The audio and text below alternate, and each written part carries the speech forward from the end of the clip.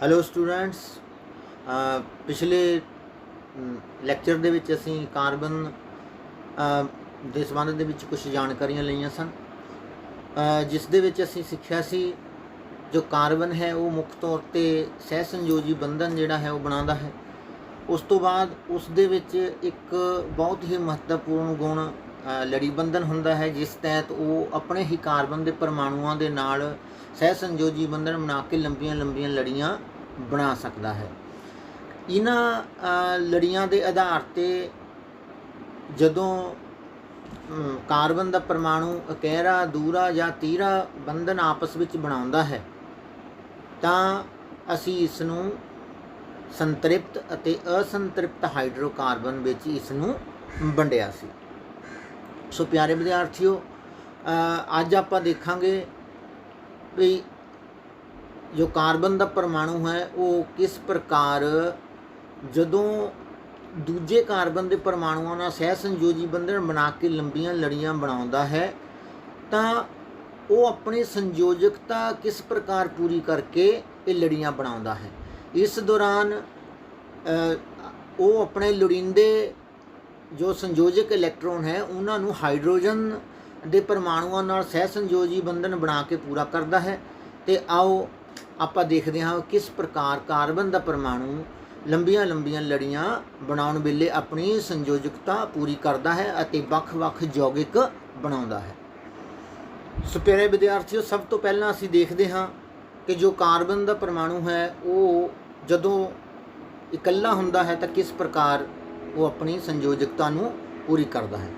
ਤਾਂ ਇੱਕ ਕਾਰਬਨ ਦੇ ਪਰਮਾਣੂ ਦੇ ਬੈਲੈਂਸ ਸ਼ੈੱਲ ਵਿੱਚ 4 ਇਲੈਕਟ੍ਰੋਨ ਹੁੰਦੇ ਹਨ ਅਤੇ ਉਸ ਨੂੰ 4 ਹੋਰ ਲੋੜੀਂਦੇ ਹੁੰਦੇ ਹਨ। ਇਹ ਆਪਣੀ ਲੋੜ ਹਾਈਡਰੋਜਨ ਦੇ ਪਰਮਾਣੂਆਂ ਨਾਲ ਮਿਲ ਕੇ ਉਹਨਾਂ ਨਾਲ ਸਹਿ ਸੰਯੋਜੀ ਬੰਧਨ ਬਣਾ ਕੇ ਉਹ ਪੂਰੀ ਕਰ ਲੈਂਦਾ ਹੈ। ਜਿਵੇਂ ਅਸੀਂ ਇਸ ਵਿੱਚ ਸਿਰਫ ਜੋ ਉਸ ਦੇ ਸੰਯੋਜੀ ਸ਼ੈੱਲ ਹਨ ਉਸ ਵਿੱਚ ਹੀ ਕਿੰਨੇ ਇਲੈਕਟ੍ਰੋਨ ਹਨ ਇਹ ਦਰਸਾ ਰਹੇ ਹਾਂ। ਤਾਂ 4 ਇਲੈਕਟ੍ਰੋਨ ਉਸ ਦੇ ਕੋਲ ਆਪਣੇ ਸਨ ਅਤੇ ਉਸ ਨੇ 4 ਹੋਰ ਹਾਈਡਰੋਜਨ ਦੇ ਪਰਮਾਣੂਆਂ ਨਾਲ ਮਿਲ ਕੇ ਸਹਿ ਸੰਯੋਜੀ ਬੰਧਨ ਬਣਾਏ ਹਨ, ਜਿਨ੍ਹਾਂ ਨੇ ਇੱਕ ਇੱਕ ਇਲੈਕਟ੍ਰੋਨ ਜੋ ਸਾਂਝਾ ਕੀਤਾ ਹੈ ਅਤੇ ਇਸ ਨੂੰ ਰੇਖਾ ਚਿੱਤਰ ਦੁਆਰਾ ਇਸ ਤਰ੍ਹਾਂ ਦਰਸਾਇਆ ਹੈ ਆਪਾਂ। ਤਾਂ ਇਸ ਦਾ ਜੋ ਸੂਤਰ ਹੈ ਉਹ CH4 ਬਣ ਗਿਆ ਹੈ।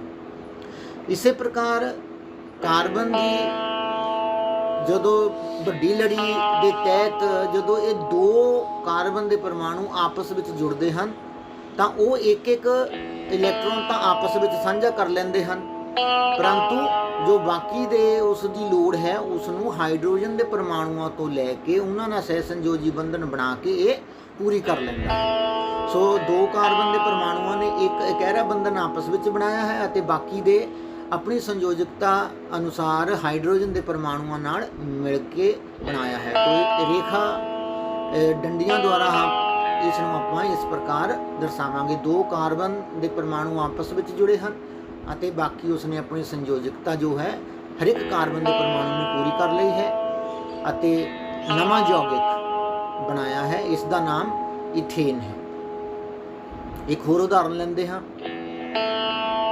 ਜਦੋਂ ਕਾਰਬਨ ਦੇ 3 ਪਰਮਾਣੂ ਆਪਸ ਵਿੱਚ ਜੁੜਦੇ ਹਨ ਤਾਂ ਉਹ ਇਸ ਪ੍ਰਕਾਰ ਇੱਕ ਇੱਕ ਇਲੈਕਟ੍ਰੋਨ ਸਾਂਝਾ ਕਰਕੇ ਇਕਹਿਰਾ ਬੰਧਨ ਬਣਾਉਂਦੇ ਹਨ ਅਤੇ ਆਪਣੀ ਸੰਯੋਜਕਤਾ ਪੂਰੀ ਕਰਨ ਲਈ ਬਾਕੀ ਹਾਈਡਰੋਜਨ ਦੇ ਪਰਮਾਣੂਆਂ ਨਾਲ ਜੁੜ ਜਾਂਦੇ ਹਨ। ਸੋ 3 ਜੋ ਪਹਿਲੇ ਵਾਲਾ ਇਹ ਕਾਰਬਨ ਹੈ ਉਹ 3 ਹੋਰ ਹਾਈਡਰੋਜਨਾਂ ਨਾਲ ਜੁੜਿਆ ਹੋਇਆ, ਜੋ ਵਿਚਕਾਰ ਵਾਲਾ ਕਾਰਬਨ ਦਾ ਪਰਮਾਣੂ ਹੈ 2 ਹਾਈਡਰੋਜਨਾਂ ਨਾਲ ਜੁੜਿਆ ਹੈ ਅਤੇ ਜੋ ਇਹ ਸਾਈਡ ਵਾਲਾ ਹੈ ਇਹ 3 ਹੋਰ ਹਾਈਡਰੋਜਨ ਦੇ ਪਰਮਾਣੂਆਂ ਨਾਲ ਜੁੜ ਗਿਆ ਹੈ। ਇਸ ਤਰ੍ਹਾਂ ਕਰਨ ਨਾਲ ਸਾਰੀ ਉਸ ਦੀ ਸੰਯੋਜਕਤਾ 4 ਹਰ ਇੱਕ ਕਾਰਬਨ ਦੇ ਪਰਮਾਣੂ ਦੀ ਪੂਰੀ ਹੋ ਗਈ ਹੈ ਅਤੇ ਇਸ ਨੂੰ ਅਸੀਂ ਰੇਖਾ ਚਿੱਤਰ ਦੁਆਰਾ ਇਸ ਢੰਗ ਨਾਲ ਦਰਸਾ ਸਕਦੇ ਹਾਂ।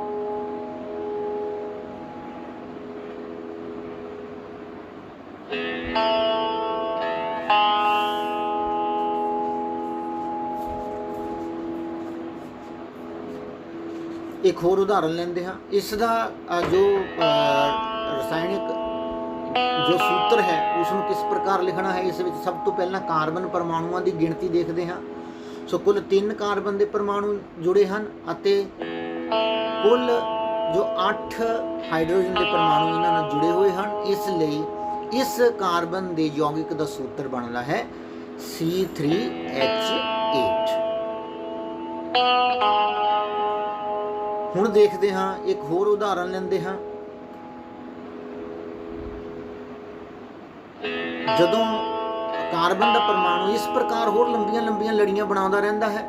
सो इसनूं तुसीं अपने आधार ते आप ही घर बैठ के इसनूं होर उदाहरण लैके इसकी प्रैक्टिस करनी है। सो एक उदाहरण असीं होर लैंदे हैं। इस विच 5 जो कार्बन के परमाणु हैं वो आपस में लंबी लड़ी बनाते हैं। सो एक एक इलैक्ट्रॉन इन्हां ने साझा कर लिया है सहसंयोजी बंधन नाल अते जो बाकी हर एक कार्बन के जो परमाणु है उसकी संयोजकता अनुसार 4 इलैक्ट्रॉन क्योंकि उसने चाहिए हैं। एक जो हाइड्रोजन है वो एक इलैक्ट्रॉन है वो इस विच दे रही है। सो हर एक कार्बन के परमाणु की संयोजकता हुण जेकर ध्यान नाल देखिएगा 4 हो गई है। वो 4 सहसंयोजी बंधन बना लए हैं। तो इसनूं जेकर आपां डंडियां द्वारा दर्शाना है तो इस प्रकार दर्शावांगे। सो हुण जदों इसका रसायनिक सूत्र आपां लिखना है तो सब तो पहला असीं इस दे अंदर मौजूद कार्बन के परमाणुओं की गिणती करते हैं कितनी है। सो ये 1 2 3 4 5 जो कार्बन के परमाणु आपस में जुड़े हुए हैं। इसलिए कार्बन के इस यौगिक का नाम जो रसायनिक सूत्र बनना है वो बनेगा C5 है। तो इस तो बाद ये होर जेड़े हाइड्रोजन के परमाणु नाल जुड़े है असीं उसकी गिणती करते हैं। 1 2 3 4 5 6 7 8 जो ये 7वां है। ये 8 9 10 11 और 12। सो इस विच कुल जो हाइड्रोजन के परमाणु हैं 12 जुड़े हैं। इसलिए इसका जो संकेत बनया है C5H12 बनया है। सो इस प्रकार असी जो कार्बन जदों लंबियां लड़ियां बनाउंदा है तो वो इस प्रकार अपनी संयोजकता पूरी करता होया ਵੱਖ-ਵੱਖ परमाणुओं नाल सहसंयोजी बंधन बनाउंदा है अते लंबियां लंबियां लड़ियां बनाउंदा रहिंदा है।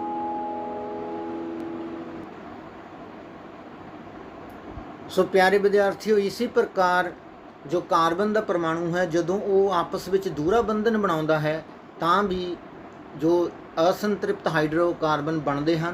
तो वो इस दिखाए हुए चित्र विच कार्बन का परमाणु आपस में 2 इलैक्ट्रॉन जो है वो साझे करता है अते बाकी की जो संयोजकता अनुसार जो उसनों इलैक्ट्रॉन चाहिए हैं वो हाइड्रोजन के परमाणु नाल साझे करके नवा यौगिक बना लेंदा है। सो ये असंतृप्त हाइड्रोकार्बन की लड़ी है।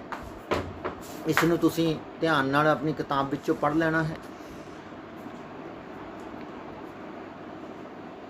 तो इस यौगिक का नाम इथीन है। तो ये एक असंतृप्त हाइड्रोकार्बन है। इस बारे असीं हुणे जानकारी लई है वो किस प्रकार हाइड्रोजन या होर परमाणुओं के नाल जुड़ के लंबियां लंबियां लड़ियां बनाउंदा है।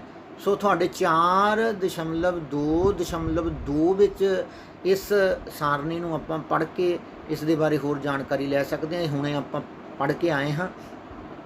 ये देखा है किस प्रकार वो अपनी संयोजकता पूरी करता है। सो इन्हां दे जो नाम असी बाद विच पढ़ते हैं भी किस प्रकार इन्हां दा नामकरण जो है वो किया जाता है। तो इस तो पहला आओ आपां हुण इस दे जो अगे इस संबंधी जो जानकारी है वो साझी करते हैं। सो प्यारे विद्यार्थियों कई बार कार्बन का परमाणु जो लंबी लड़ी बनाउंदा है तो उस विच कार्बन के परमाणुओं की गिणती तो बराबर होंदी है परंतु उन्हां दे कार्बन के परमाणु का आपस में जुड़न का जो ढंग है वो थोड़ा जिहा बदल जाता है जिस कारण उस यौगिक की बनतर जो है वो बदल जाती है। जिमें इस ਉਦਾਹਰਨ ਵਿੱਚ ਤੁਹਾਨੂੰ ਦਰਸਾਇਆ ਗਿਆ ਹੈ। ਜੋ ਕਾਰਬਨ ਦਾ ਪਰਮਾਣੂ ਹੈ ਉਹ 4 ਹੋਰ ਕਾਰਬਨ ਦੇ ਪਰਮਾਣੂ ਨਾਲ ਜੁੜ ਕੇ ਇੱਕ ਲੰਬੀ ਲੜੀ ਬਣਾ ਰਿਹਾ ਹੈ, ਜਿਸ ਵਿੱਚ 1 2 3 ਔਰ 4 ਜੋ ਹੈ ਉਹ ਕਾਰਬਨ ਦੇ ਪਰਮਾਣੂ ਹਨ, ਜੋ ਕਿ ਸਿੱਧੀ ਇੱਕ ਲੜੀ ਬਣਾ ਰਹੇ ਹਨ। ਪਰੰਤੂ ਦੂਜੇ ਪਾਸੇ ਜੋ ਕਾਰਬਨ ਦੇ ਪਰਮਾਣੂ ਹੈ 1 2 3 ਔਰ 4 ਇਹ ਸਿੱਧੀ ਲੜੀ ਨਹੀਂ ਬਣਾ ਰਹੇ ਹਨ, ਜਦੋਂ ਕਿ ਜੋ ਵਿਚਕਾਰ ਵਾਲਾ 2 ਨੰਬਰ ਵਾਲਾ ਕਾਰਬਨ ਹੈ ਉਸ ਦੇ ਨਾਲ ਅਲੱਗ ਤੋਂ ਜੁੜ ਕੇ ਇਹ ਰਚਨਾ ਬਣਾਈ ਹੈ। ਸੋ ਭਾਵੇਂ ਕਿ ਇਹ ਜੋ ਯੌਗਿਕ ਹੈ ਇਸ ਦਾ ਫਾਰਮੂਲਾ और ਕਾਰਬਨ और ਹਾਈਡਰੋਜਨਾਂ ਦੀ ਗਿਣਤੀ ਤਾਂ ਸੇਮ ਬਰਾਬਰ ਹੈ, ਪਰੰਤੂ ਫਿਰ ਵੀ ਇਸ ਦੀ ਰਚਨਾ ਫਰਕ ਦੇ ਵਿੱਚ ਕੁਝ ਅੰਤਰ ਆ ਗਿਆ ਹੈ। ਸੋ ਪਿਆਰੇ ਵਿਦਿਆਰਥੀਓ, ਜਦੋਂ ਇਸ ਪ੍ਰਕਾਰ ਕੋਈ ਕਾਰਬਨ ਦਾ ਪਰਮਾਣੂ ਅਲੱਗ ਰਚਨਾ ਬਣਾਉਂਦਾ ਹੈ ਤਾਂ ਅਸੀਂ ਉਸ ਰਚਨਾ ਨੂੰ ਬਣਤਰੀ ਸਮਅੰਗਕ ਕਹਿੰਦੇ ਹਾਂ, ਜੋ ਤੁਹਾਨੂੰ ਇਸ ਜੋ ਭਾਗ ਹੈ ਇਸ ਵਿੱਚ ਦਰਸਾਇਆ ਗਿਆ ਹੈ। ਸੋ ਤੁਸੀਂ ਇਸ ਨੂੰ ਆਪਣੀ ਕਾਪੀ ਦੇ ਉੱਪਰ ਨੋਟ ਕਰ ਸਕਦੇ ਹੋ। ਇਹ ਯੌਗਿਕ ਜਿਨ੍ਹਾਂ ਦੇ ਸਮਾਨ ਅਣਵੀ ਸੂਤਰ ਹੋਣ ਪਰ ਵਿਭਿੰਨ ਰਚਨਾਵਾਂ ਹੋਣ ਕਰਕੇ ਉਹਨਾਂ ਨੂੰ ਬਣਤਰੀ ਸਮਅੰਗਕ ਕਹਿੰਦੇ ਹਨ। ਸੋ ਉਹਨਾਂ ਦਾ ਸਿਰਫ ਜੋ ਅਸੀਂ ਜਦੋਂ ਉਹਨਾਂ ਦੀ ਰਚਨਾ ਬਣਾਉਂਦੇ ਹਾਂ ਤਾਂ ਹੀ ਸਾਨੂੰ ਪਤਾ ਲੱਗਦਾ ਹੈ ਵੀ ਉਹ ਉਹਨਾਂ ਦੀ ਬਣਤਰ ਅਲੱਗ ਹੈ, ਅਦਰਵਾਈਜ਼ ਉਹਨਾਂ ਦਾ ਜੋ ਰਸਾਇਣਿਕ ਸੂਤਰ ਹੈ ਉਹ ਉਹੀ ਹੁੰਦਾ ਹੈ ਜੋ ਉਸ ਦੇ ਦੂਸਰੇ ਸਮਅੰਗਕ ਬਣਤਰ ਦਾ ਹੁੰਦਾ ਹੈ। ਇੱਕ ਹੋਰ ਉਦਾਹਰਨ ਲੈਂਦੇ ਹਾਂ। ਹੁਣ ਇਸ ਲੜੀ ਵਿੱਚ ਕਾਰਬਨ ਦੇ ਕੁੱਲ 6 ਜੋ 6 ਪਰਮਾਣੂ ਹੈ ਉਹ ਆਪਸ ਵਿੱਚ ਜੁੜੇ ਹੋਏ ਹਨ। ਤੋ ਇੱਥੇ ਕਾਰਬਨ ਦੇ ਪਰਮਾਣੂ ਸਿੱਧੇ ਹੀ ਆਪਸ ਵਿੱਚ ਇੱਕ ਲੰਬੀ ਲੜੀ ਬਣਾਉਣ ਦੀ ਬਜਾਏ ਇਹ ਜੋ 6 ਇਲੈਕਟ੍ਰੋਨ ਆਪਸ ਵਿੱਚ ਜੁੜਨ ਦੀ ਬਜਾਏ ਇਹ ਇਸ ਪ੍ਰਕਾਰ ਗੁਣਾਈ ਵਿੱਚ ਜੁੜ ਗਏ ਹਨ। ਇਹਨਾਂ ਨੇ ਇੱਕ ਚੱਕਰ ਪੂਰਾ ਕਰ ਲਿਆ ਹੈ। ਤੋ ਇਸ ਪ੍ਰਕਾਰ ਭਾਵੇਂ ਕਿ ਇਸ ਵਿੱਚ ਕਾਰਬਨਾਂ ਦੀ ਗਿਣਤੀ 6 ਹੀ ਹੈ, ਜਦੋਂ ਇਹ ਸਿੱਧੀ ਲੜੀ ਬਣਾਉਂਦਾ ਹੈ ਤਾਂ ਉਸ ਵੇਲੇ ਇਸ ਦਾ ਨਾਮ ਹੈਕਸੇਨ ਹੈ, ਲੇਕਿਨ ਜਦੋਂ ਇਸ ਨੇ ਇੱਕ ਜੋ ਚੱਕਰਾਕਾਰ ਰੂਪ ਲੜੀ ਨੇ ਲੈ ਲਿਆ ਹੈ ਤਾਂ ਇਸ ਦਾ ਨਾਮ ਸਾਈਕਲੋਐਕਸੇਨ ਹੋ ਜਾਵੇਗਾ। तो ये भी एक जो समअंगक ਬਣਤਰੀ ਸਮਅੰਗਕ ਦੀ ਉਦਾਹਰਨ ਹੈ। सो ਜਦੋਂ ਤੁਹਾਨੂੰ ਇਸ ਸੰਬੰਧੀ ਕੋਈ ਪ੍ਰਸ਼ਨ ਆਉਂਦਾ ਹੈ ਤਾਂ ਤੁਸੀਂ ਇਸ ਨੂੰ ਸਮਅੰਗੀ जो समअंगक ਬਣਤਰ ਹੈ ਉਸ ਨੂੰ ਦੇਖ ਸਕਦੇ ਹੋ।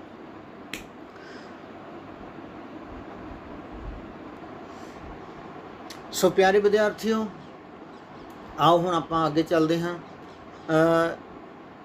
जिमें कि असी शुरुआत विच पढ़िया सी, जो कार्बन की बनतर इस प्रकार की है कि ये बहुत सारे होर दूजे तत्तां दे नाल आसानी दे नाल अपने यौगिक बना सकता है अते ये जो यौगिक हुंदे हन वो काफ़ी स्थिर भी हुंदे हन। सो असी ये कह सकते हाँ कि कार्बन दा परमाणु जो है वो hydrogen, oxygen, nitrogen, sulphur, chlorine आदि बहुत सारे तत्त हैं, उन्होंने दे परमाणुओं नाल जुड़ के बहुत बखरे बखरे जो यौगिक है वो बना सकता है। सो जो कार्बन दे यौगिकों बारे असी पढ़िया है, जो लंबियां लड़ियां बनाइया हैं कार्बन ने, उस विच असी देखा है कि ये मुख तौर पर अपनी लड़ी बनाने लई अपनी संयोजकता हाइड्रोजन के परमाणुओं के नाल जुड़ के पूरी करता है, परंतु कई बार इस लड़ी विचों ऑक्सीजन, नाइट्रोजन, सल्फर जां कुछ होर परमाणुओं का ग्रुप किसी एक हाइड्रोजन नूं विस्थापित करके उसकी जगह आप जुड़ जाता है। सो वो जदों इस प्रकार करता है जो तो एक होर नवा यौगिक जो है वो बन जाता है। तो इस प्रकार जो हाइड्रोजन नूं विस्थापित करके जो जिहड़ा परमाणु इस नाल जुड़िया है उसनूं असीं विखम परमाणु कहते हाँ। सो ये विखम परमाणु जदों किसी ਕਾਰਬਨ ਦੀ ਲੰਬੀ ਲੜੀ ਦੇ ਨਾਲ ਜੁੜਦਾ ਹੈ ਤਾਂ ਉਹ ਉਸ ਪੂਰੀ ਲੜੀ ਦੇ ਰਸਾਇਣਿਕ ਗੁਣਾਂ ਦੇ ਉੱਪਰ ਪ੍ਰਭਾਵੀ ਹੋ ਜਾਂਦਾ ਹੈ। ਭਾਵੇਂ ਕਿ ਉਸ ਲੜੀ ਵਿੱਚ ਕਿੰਨੇ ਵੀ ਕਾਰਬਨ ਦੇ ਪਰਮਾਣੂ ਹੋਣ ਤਾਂ ਉਸ ਉੱਪਰ ਇਸ ਵਿਖਮ ਪਰਮਾਣੂ ਦੇ ਜੁੜਨ ਨਾਲ ਉਸ ਦੇ ਗੁਣਾਂ ਵਿੱਚ ਬਹੁਤ ਅੰਤਰ ਆ ਜਾਂਦਾ ਹੈ ਅਤੇ ਸਾਰੀਆਂ ਲੜੀ ਦੇ ਜੋ ਗੁਣ ਹੈ ਉਹ ਇਸ ਵਿਖਮ ਪਰਮਾਣੂ ਨਿਰਧਾਰਿਤ ਕਰਨਾ ਸ਼ੁਰੂ ਕਰ ਦਿੰਦਾ ਹੈ। ਇਸੇ ਕਾਰਨ ਇਸ ਪਰਮਾਣੂ ਨੂੰ ਅਸੀਂ ਕਿਰਿਆਤਮਕ ਸਮੂਹ ਵੀ ਜਾਂ ਫੰਕਸ਼ਨਲ ਗਰੁੱਪ ਵੀ ਕਹਿੰਦੇ ਹਾਂ। ਸੋ ਪਿਆਰੇ ਵਿਦਿਆਰਥੀਓ, ਆਓ ਆਪਾਂ ਸਾਰਣੀ 4.3 ਵਿੱਚ ਇਹ ਦੇਖਦੇ ਹਾਂ ਕਿ ਕਿਸ ਪ੍ਰਕਾਰ ਕਾਰਬਨ ਦੀ ਲੜੀ ਵਿੱਚ ਹਾਈਡਰੋਜਨ ਨੂੰ ਵਿਸਥਾਪਿਤ ਕਰਕੇ ਵੱਖਰੇ ਵੱਖਰੇ ਜੋ ਕਿਰਿਆਤਮਕ ਗਰੁੱਪ ਹਨ ਉਹ ਜੁੜਦੇ ਹਨ। तो सब तो पहला तो ये तुहाडे कोल दिखाई दे रहा है, ये जो कलोरीन अते ब्रोमीन, इन्हों आम तौर पर असी हैलोजन इस ग्रुप नूं असी कहते हैं। कलोरीन, ब्रोमीन, आयोडीन ये सारे हैलोजन ग्रुप के परमाणु हैं, तत्त हैं।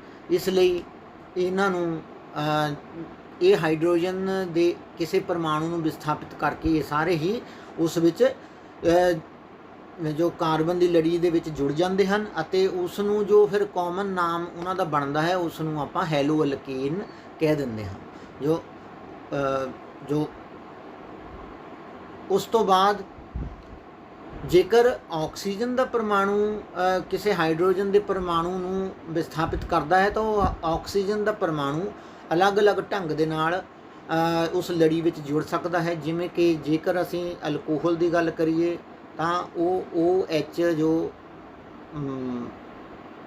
समूह है वो हाइड्रोजन के एक परमाणु ਨੂੰ विस्थापित करता है ਅਤੇ एल्कोहल जो ग्रुप जो वो बन जाता है।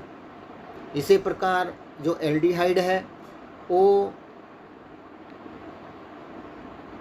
इस प्रकार के ग्रुप के जुड़न नाल जो एल्डिहाइड ग्रुप बनता है। तो ये क्रियात्मक समूह जो है वो एल्डिहाइड क्रियात्मक समूह है। तो ये जो ऑक्सीजन का एक कीटोन है, इस विच दो कार्बन के परमाणुओं को हटा के दो हाइड्रोजन के परमाणुओं को हटा के ये अपनी संयोजकता पूरी कर लेंदा है। इसी प्रकार जो कार्बोक्सिलिक तेजाब है वो ये इस विच COOH जो है उसकी जो रचना है इस प्रकार की बनती है। सो प्यारे विद्यार्थियों, हुण असीं देखते हाँ 4.2.4 समझाती लड़ी बारे।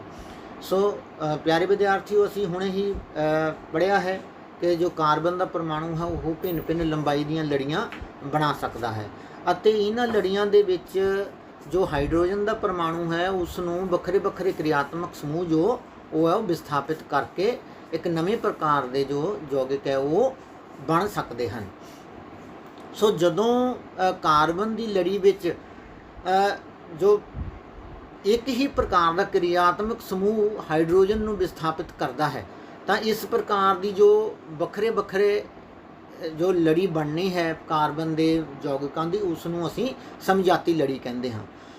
भाव के जदों कार्बन की लड़ी विच जदों उस विच एक कार्बन का परमाणु हुंदा है, दो हुंदे हन, तीन हुंदे हन, चार हुंदे हन जां इस तो वध कार्बन के परमाणु हुंदे हन, उन्हां सारियां विच ही किसी एक हाइड्रोजन के परमाणु नूं मान लो OH यानी कि अल्कोहल जो क्रियात्मक ग्रुप है वो इन्हों हाइड्रोजन नूं विस्थापित कर दिंदा है। तो इस प्रकार ये जिन्ने भी यौगिक बने हैं वो सारे के सारे इक्को ही लड़ी विच आउंदे हन, क्योंकि सारियां विच हाइड्रोजन के परमाणु नूं OH जो फंक्शनल ग्रुप जां क्रियात्मक समूह है उसने इसनूं विस्थापित किया है अते ये जो लड़ी सानू यौगिकों की बनी है इसनूं असीं समझाती लड़ी कहते हैं। तो इसकी जो तुसीं कापी उपर इसकी जो परिभाषा है वो लिखनी है तो तुहाडी किताब दे विच ही ये ਇੱਥੇ ਦਿੱਤੀ ਗਈ ਹੈ। ਯੌਗਿਕਾਂ ਦੀ ਅਜਿਹੀ ਲੜੀ ਜਿਸ ਵਿੱਚ ਕਾਰਬਨ ਲੜੀ ਵਿੱਚ ਸਥਿਤ ਹਾਈਡਰੋਜਨ ਨੂੰ ਇੱਕ ਹੀ ਪ੍ਰਕਾਰ ਦੇ ਕਿਰਿਆਤਮਕ ਸਮੂਹ ਵਿਸਥਾਪਿਤ ਕਰਦਾ ਹੈ, ਉਸ ਨੂੰ ਅਸੀਂ ਸਮਝਾਤੀ ਲੜੀ ਕਹਿੰਦੇ ਹਾਂ।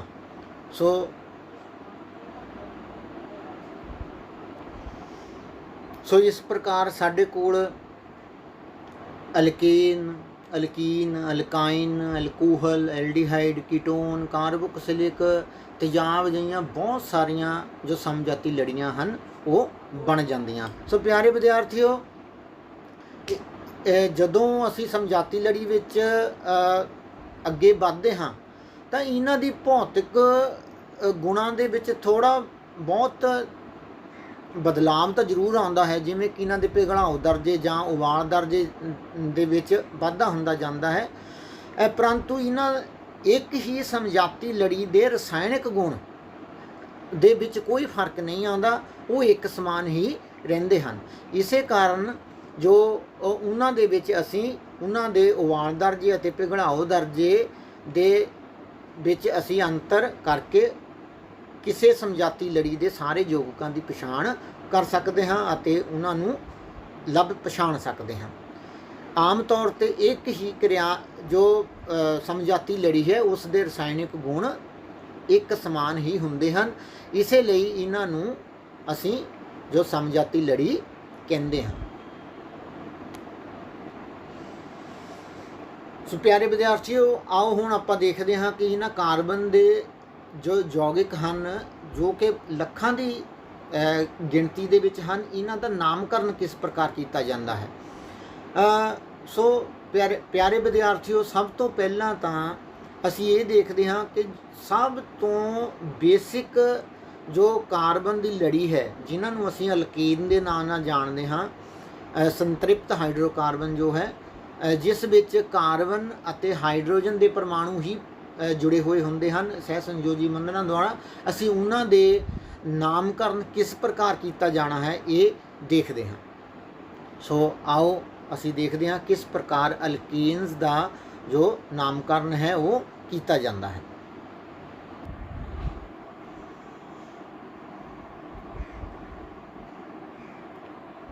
ਸੋ ਪਿਆਰੇ ਵਿਦਿਆਰਥੀਓ, ਕਿਸੇ ਵੀ ਕਾਰਬਨ ਦੇ ਯੌਗਿਕ ਦਾ ਨਾਮਕਰਨ ਕਰਨ ਦੇ ਲਈ ਸਭ ਤੋਂ ਪਹਿਲਾਂ ਤਾਂ ਉਸ ਦੇ ਅੰਦਰ ਜੋ ਕਾਰਬਨ ਦੇ ਪਰਮਾਣੂ ਹਨ ਉਹਨਾਂ ਦੀ ਗਿਣਤੀ ਕੀਤੀ ਜਾਂਦੀ ਹੈ। ਗਿਣਤੀ ਦੇ ਆਧਾਰ 'ਤੇ ਉਸ ਹਾਈਡਰੋਕਾਰਬਨ ਦਾ ਜੋ ਰੂਟ ਵਰਡ ਹੈ ਉਹ ਲਿਆ ਜਾਂਦਾ ਹੈ ਅਤੇ ਉਸ ਤੋਂ ਬਾਅਦ ਜਿਸ ਵੀ ਸਮਝਾਤੀ ਲੜੀ ਦੇ ਨਾਲ ਸੰਬੰਧਿਤ ਹੈ ਉਹ ਯੌਗਿਕ, ਉਸ ਦਾ ਪਿਛੇਤਰ ਇਸ ਰੂਟ ਵਰਡ ਦੇ ਨਾਲ ਜੋੜ ਦਿੱਤਾ ਜਾਂਦਾ ਹੈ।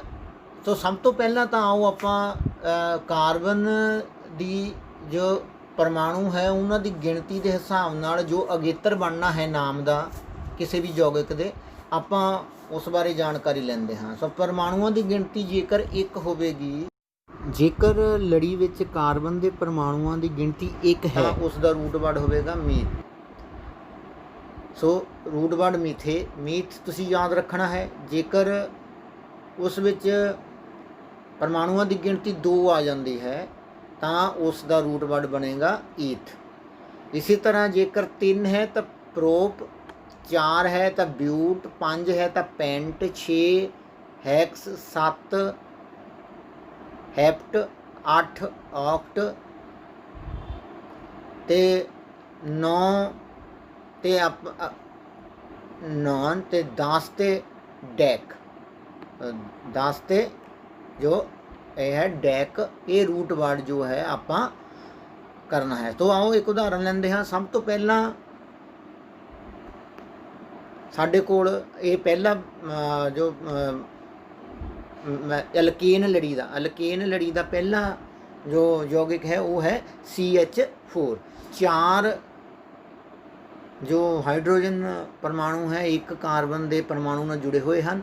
ਸੋ ਕਾਰਬਨ ਦੇ ਪਰਮਾਣੂਆਂ ਦੀ ਗਿਣਤੀ ਇਸ ਵਿੱਚ ਹੈ 1, ਇਸ ਲਈ ਇਸ ਵਿੱਚ जो इसका रूट वर्ड बनेगा वो बनेगा मीथ, क्योंकि कार्बन के परमाणुओं की संख्या 1 है। सो हुण क्योंकि ये जो ਯੌਗਿਕ ਹੈ ਉਹ ਅਲਕੇਨ ਸਮਝਾਤੀ ਲੜੀ ਨਾਲ ਸੰਬੰਧਿਤ ਹੈ, ਇਸ ਲਈ ਇਸ ਦਾ ਨਾਮ ਬਣੇਗਾ ਮੀਥ ਰੂਟ ਵਰਡ ਪਲੱਸ ਜੋ ਪਿਛੇਤਰ ਹੈ ਉਹ ਅਲਕੇਨ ਤੋਂ ਅਸੀਂ ਪਿੱਛੇ ਲੈ ਲਿਆ ਏਨ। ਸੋ ਕਿਆ ਬਣ ਗਿਆ ਇਹ ਮਿਥ ਪਲੱਸ ਏਨ ਯਾਨੀ ਕਿ ਮਿਥੇਨ। ਇਸੇ ਪ੍ਰਕਾਰ ਜਦੋਂ ਆਪਾਂ ਕਾਰਬਨ ਦੇ ਪਰਮਾਣੂਆਂ ਦੀ ਗਿਣਤੀ 2 ਹੋ ਜਾਵੇਗੀ ਜਿਵੇਂ ਇਸ ਯੌਗਿਕ ਵਿੱਚ ਦਰਸਾਇਆ ਗਿਆ ਹੈ, ਤਾਂ ਇਸ ਦਾ ਰੂਟ ਵਰਡ ਜੋ ਹੈ 2 ਕਾਰਬਨ ਦੇ ਪਰਮਾਣੂਆਂ ਦਾ ਰੂਟ ਵਰਡ ਕਿਆ ਆਇਆ ਸਾਡੇ ਕੋਲ ਈਥ, ਕਿਉਂਕਿ ਇਹ ਅਲਕੇਨ ਨਾਲ ਸੰਬੰਧਿਤ ਹੈ ਇਸ ਲਈ ਇਸ ਦਾ ਨਾਮ ਬਣ ਗਿਆ ਈਥ ਪਲੱਸ ਏਨ ਯਾਨੀ ਕਿ ਈਥੇਨ। ਇਸੇ ਪ੍ਰਕਾਰ 3 ਜਦੋਂ ਕਾਰਬਨ ਦੇ ਪਰਮਾਣੂ ਹੋ ਜਾਣਗੇ ਤਾਂ ਇਸ ਦਾ ਜੋ ਰੂਟ ਵਰਡ ਬਣੇਗਾ 3 ਨਾਲ ਰੂਟ ਵਰਡ ਬਣੇਗਾ ਪ੍ਰੋਪ।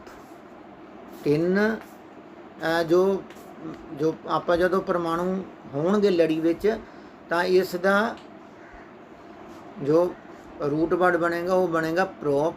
ਤੋ ਇਹਦੇ ਵਿੱਚ ਪਲੱਸ ਕਰਨਾ ਪਵੇਗਾ ਸਾਨੂੰ ਇਸ ਦੀ ਸਮਝਾਤੀ ਲੜੀ ਦਾ ਪਿਛੇਤਰ ਯਾਨੀ ਕਿ ਅਲਕੇਨ ਹੈ, ਕਿਉਂਕਿ ਹਾਈਡਰੋਜਨ ਦੇ ਪਰਮਾਣੂ ਹੀ ਜੁੜੇ ਹੋਏ ਹਨ ਇਸ ਵਿੱਚ।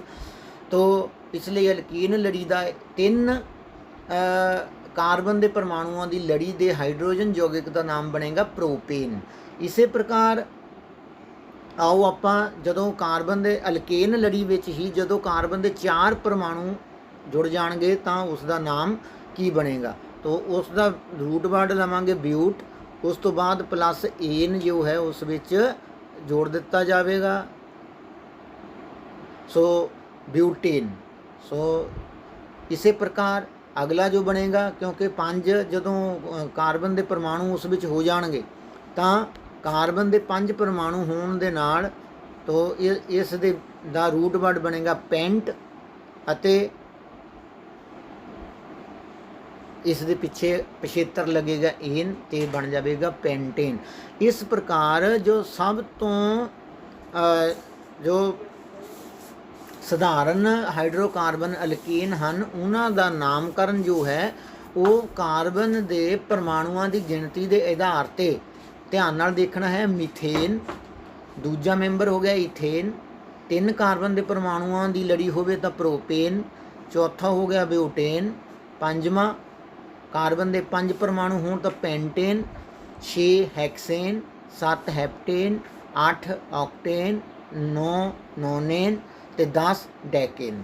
ਸੋ ਇਸ ਤੋਂ ਅੱਗੇ ਵੀ ਅਸੀਂ ਪਰਮਾਣੂਆਂ ਦੀ ਗਿਣਤੀ ਦੇ ਆਧਾਰ 'ਤੇ ਉਸ ਦਾ ਨਾਮਕਰਨ ਕਰ ਸਕਦੇ ਹਨ, ਪਰੰਤੂ ਇਹ ਜੋ ਜਾਣਕਾਰੀ ਆ ਅਸੀਂ ਆਪਣੀਆਂ ਅਗਲੇਰੀਆਂ ਕਲਾਸਾਂ ਵਿੱਚ ਲਵਾਂਗੇ। ਫਿਲਹਾਲ ਤੁਸੀਂ ਸਿਰਫ 10 ਜੋ ਬੇਸਿਕ ਅਲਕੇਨ ਦੇ ਮੈਂਬਰ ਹਨ ਉਹਨਾਂ ਦਾ ਨਾਮਕਰਨ ਅਤੇ ਉਹਨਾਂ ਵਿੱਚ ਉਹਨਾਂ ਦਾ ਜੋ ਰੂਟ ਵਰਡ ਹੈ ਉਹ ਯਾਦ ਕਰਨਾ ਹੈ। Meet, ਈਥ, ਬਿਊਟ, pant, hacks, ਹੈਪਟ, Olcott, non ਤੇ ਡੈਕ, ਇਹਨੂੰ ਯਾਦ ਕਰਨਾ ਹੈ ਅਤੇ ਇਸ ਤੋਂ ਹੀ ਅਗਲੇ ਜੋ ਕਾਰਬਨ ਦੇ ਪਰਮਾਣੂ ਹਨ ਯੌਗਿਕ ਹਨ ਉਹਨਾਂ ਦਾ ਨਾਮਕਰਨ ਕੀਤਾ ਜਾਵੇਗਾ। ਸੋ ਪਿਆਰੇ ਵਿਦਿਆਰਥੀਓ, ਅੱਜ ਦੇ ਲੈਕਚਰ ਵਿੱਚ ਤੁਸੀਂ ਸਿਰਫ ਇੱਥੋਂ ਤੱਕ ਹੀ ਜਾਣਕਾਰੀ ਲਿਖਣੀ ਹੈ, ਯਾਦ ਕਰਨੀ ਹੈ, ਅਤੇ ਤਾਂ ਕਿ ਜੋ ਅਗਲਾ ਹੋਰ ਦੂਸਰੇ ਸਮਝਾਤੀ ਲੜੀਆਂ ਦੇ ਮੈਂਬਰ ਹਨ ਉਹਨਾਂ ਦਾ ਨਾਮਕਰਨ ਕਿਸ ਪ੍ਰਕਾਰ ਕਰਨਾ ਹੈ ਇਹ ਆਪਾਂ ਅਗਲੇ ਚੈਪਟਰ ਵਿੱਚ ਪੜ੍ਹਾਂਗੇ। ਸੋ ਮੈਨੂੰ ਉਮੀਦ ਹੈ ਤੁਹਾਨੂੰ ਅੱਜ ਦਾ ਜੋ ਇਹ ਲੈਕਚਰ ਹੈ ਪੂਰਾ ਸਮਝ ਲੱਗ ਗਿਆ ਹੋਵੇਗਾ, ਅਤੇ ਇੰਨਾ ਕਹਿੰਦੇ ਹੋਏ ਤੁਹਾਡਾ ਸਾਰਿਆਂ ਦਾ ਬਹੁਤ ਬਹੁਤ ਧੰਨਵਾਦ।